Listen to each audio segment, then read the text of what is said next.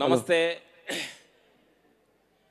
మనం ఎన్నో ఆడియో ఫంక్షన్కి ప్రీ రిలీజ్ ఫంక్షన్కి వచ్చాము. ఇది చూస్తుంటే ఇది ప్రీ రిలీజ్ ఫంక్షన్ కాదు, మనందరం కలిసి ఒక గుడికి వచ్చినట్టుగా ఫీలింగ్ అనిపిస్తుంది.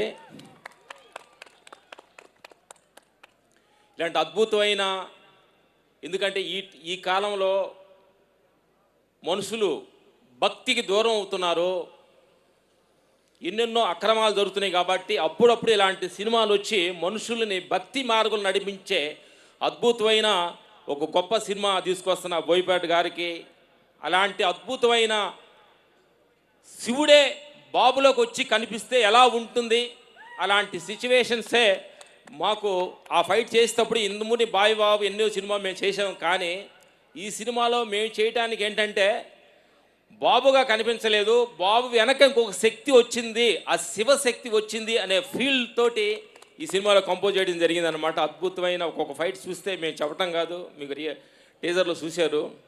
ఇలాంటి సినిమా చూసి 2 గంటలు సినిమాగా కాదు, ఇది ఒక గుడికొచ్చి అలా ఫీల్ అయిపోయినట్టుగా ఉంటుంది ఈ సినిమా.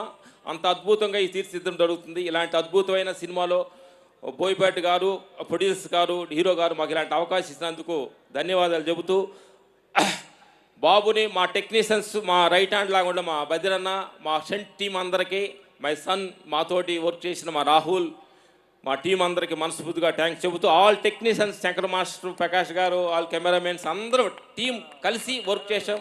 కెమెరామెన్ రామ్ ప్రసాద్ అన్న గారు, తమ్మన్న గారు, ఇలాంటి అద్భుతమైన ఈ సినిమాలో మేము టెక్నీషియన్స్గా వర్క్ చేయటం మాకు ఆనందంగా అనిపిస్తుంది. Thank you sir, thank you very much, thank you. Thank you master.